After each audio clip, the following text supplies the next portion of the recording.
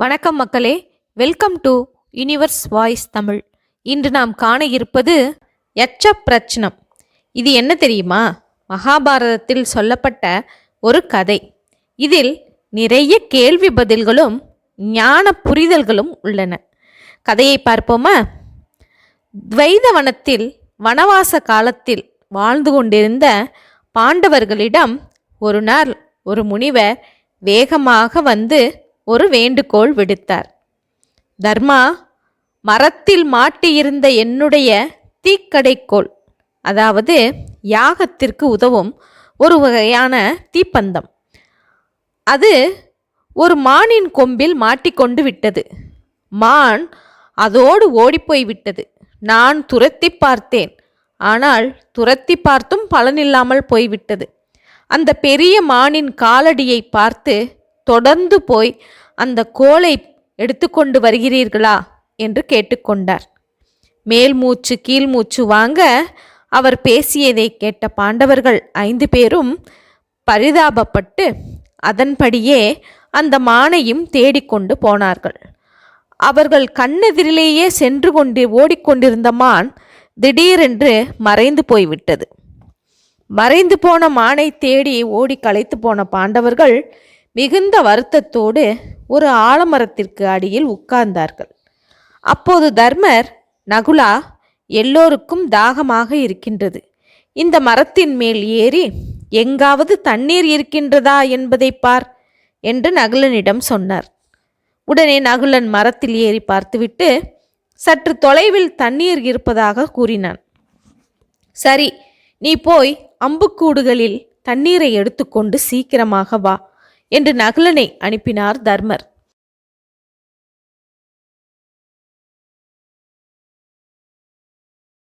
நகுலனும் தான் மரத்தின் மேலிருந்து பார்த்த அந்த குளத்தை நோக்கி போனான். குளத்தை நெருங்கி அதிலிருந்த தெளிந்த நீரை குடிக்க முயன்ற போது யட்சன் ஒருவன் ஆகாயத்திலிருந்து, அப்பா, சாகசம் பண்ணாதே, இது என்னுடைய குளம். நான் கேட்கும் கேள்விகளுக்கு பதில் சொல்லிவிட்டு பிறகு தண்ணீரை குடி, அப்புறம் எடுத்துக்கொண்டும் போ என்று நகுலனிடம் அலட்சியமாக சொன்னான். ஆனால் தாகம் தாங்காத நகுலனோ அந்த யட்சனின் வார்த்தையை அலட்சியம் செய்து தண்ணீரை குடித்து விட்டான். உடனே குளக்கரையில் இறந்தும் போய்விட்டான். நேரமாகியும் நகுலன் திரும்பி வராததை கண்ட தர்மர், சகாதேவா, உன் நகுலன் இன்னும் வரவில்லை, நீ போய் அவனை அழைத்து கொண்டு தண்ணீரையும் எடுத்துக்கொண்டு வா என்று சொல்ல, அவனும் குளத்தை நோக்கி போனான். குளத்தை அடைந்ததும் அங்கே கரையில் இறந்து கிடக்கும் நகுலனை பார்த்து சகாதேவன் மிகுந்த வருத்தமடைந்தான். வருத்தத்தோடு தாகம் மீதூர குளத்தை நோக்கி ஓடினான். அசரீரி சகாதேவனையும் தடுத்தது. சகாதேவா, இது என்னுடைய குளம். என் கேள்விகளுக்கு பதில் சொல்லிவிட்டு பிறகு தண்ணீரை குடி, இஷ்டப்படி எடுத்துக்கொண்டு கொண்டு போ என்றான். சகாதேவனும் கேட்டால்தானே, துக்கத்தோடு குளத்து நீரை குடித்து அவனும் இறந்து விழுந்து விட்டான். இப்படியாக அடுத்தடுத்து அர்ஜுனன், பீமன் அவர்கள் இருவரும் அந்த மாயையினால் தண்ணீர் அதிகம் தவிக்க துக்கம் மேலிட அந்த தண்ணீரை குடித்துவிட்டு அவர்களும் குளக்கரையில் இறந்து விழுந்து விட்டார்கள். நேரம் போய்கொண்டிருந்தது. தர்மருக்கு பொறுமை இல்லை. அவர்களை தேடிக்கொண்டு குளக்கரைக்கு சென்றார். அங்கே அனைவரும் இறந்து கிடந்ததை பார்த்து துக்கம் மேலிட பலவாறு அழுது புலம்பினார். அப்பொழுது இந்த குளக்கரையில் தான் ஏதோ விஷயம் இருக்கின்றது, இந்த தண்ணீரில் என்ன கலந்திருக்கிறார்கள், இதை எப்படி என்று அதை ஆராய்ச்சி செய்வதற்காக குளத்திற்குள் இறங்க பார்த்தார். அப்போது யட்சன் ஆகாயத்திலிருந்து, தர்மா, நான் பாசியையும் மீன்களையும் தின்னும் கொக்கு. என்னால் தான் உன் தம்பிகளுக்கு இப்படி ஆகிவிட்டது. நான் கேட்கும் கேள்விகளுக்கு நீ பதில் சொல்லாவிட்டால் நீயும் அவர்களோடு கீழே கிடக்க வேண்டியதுதான். இது என்னுடைய குளம். என் கேள்விகளுக்கு பதில் சொல்லிவிட்டு பிறகு தண்ணீரை குடி, எடுத்துக்கொண்டும் போ என்று சொன்னான். குரல் கேட்ட தர்மர், நீ யார்? ருத்திரர்களுக்கு தலைவனா? எந்த தேவன் நீ? பதில் சொல். ஒரு சாதாரண பறவை இப்படி சொல்ல முடியாது. இந்த 4 பெரும் மலைகள் போன்ற எனது சகோதரர்களை இறக்கச் செய்த நீ யார்? தேவர்களோ கந்தர்வலோ கூட என் தம்பிகளை எதிர்த்து நிற்க முடியாது. அப்படிப்பட்ட அவர்களையே வீழ்த்திய நீ யார்? உன் விருப்பம் என்ன? எனக்கு பயமும் மனக்கலக்கமும் உண்டாகின்றது. நீ யார் என்பதை எனக்கு சொல்வாயாக என்று கேட்டார். அந்த யட்சன், தர்மா, நான் கொக்கல்ல, யட்சன்தான். உன் சகோதரர்களை நான் தடுத்தேன். அதை கேட்காததால் வந்த வினைதான் இது என்று சொன்னான். யட்சன் என்று தெரிந்தவுடன் தர்மருக்கு பயம் போய் தைரியம் வந்தது. அப்போது பயங்கரமான கண்கள், பருத்த உடம்பு, பனைமர அளவு உயரம், நெருப்புக்கும் சூரியனுக்கும் சமமான ஜொலிப்பு, கம்பீரமான குரல் முதலியவைகளோடு குளக்கரையில் நிற்கும் யட்சனுடைய உருவத்தை கண்டுகொண்டார் தர்மர். யட்சா, உன் குளத்து தண்ணீரை குடிக்க எனக்கு இப்போது விருப்பமில்லை. தற்புகழ்ச்சியை பெரியவர்கள் விரும்ப மாட்டார்கள். நீ கேட்கும் கேள்விகளுக்கு என் அறிவுக்கு தகுந்தபடி பதில் சொல்வேன். கேள்விகளை கேள் என்று சொன்னார். யட்சன் கேட்ட கேள்விகளும் தர்மர் சொன்ன பதில்களும் தான் நாம் இப்போது பார்த்து கொண்டிருக்கும் இந்த யட்ச பிரச்சனம் எனும் நூல். யட்சன் கேள்விகளை கேட்டான். சரமாரியாக வந்த கேள்விகளுக்கு சலனம் இல்லாமல் பதில் சொன்னார் தர்மர். அதனால் மனமகிழ்ந்த யட்சன், தர்மா, அற்புதமாக பதில் சொன்னாய்.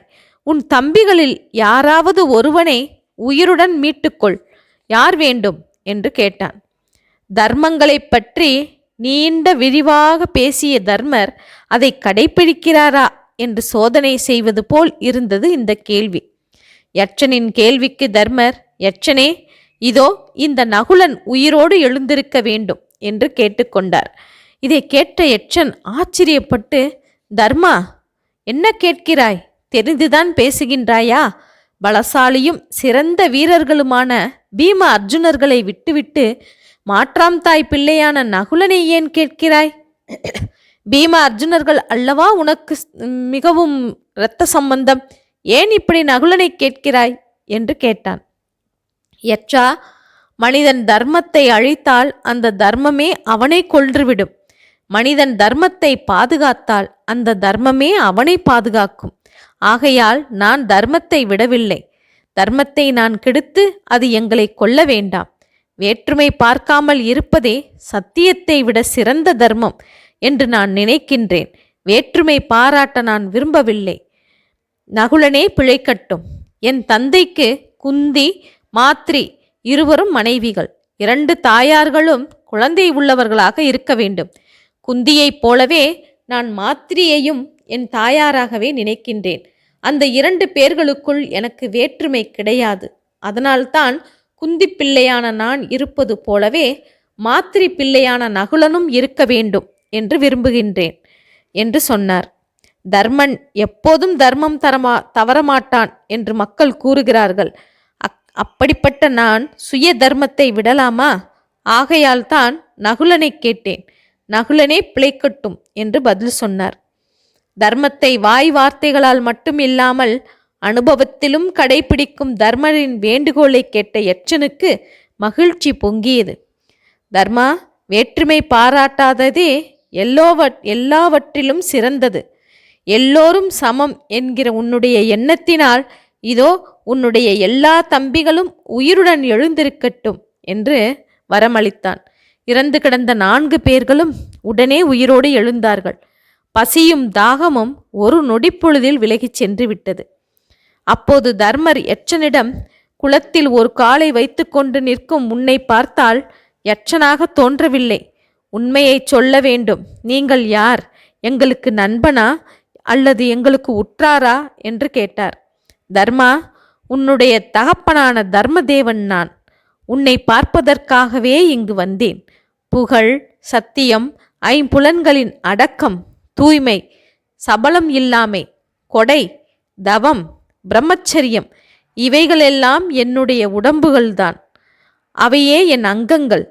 அகிம்சை, சமத்துவம், சாந்தி, தவம், தூய்மை முதலானவை எனக்கு வாயில்கள் என்பதை தெரிந்து கொள். உன் சுவாவத்தை அறிந்து கொள்வதற்காகவே இங்கு வந்தேன்.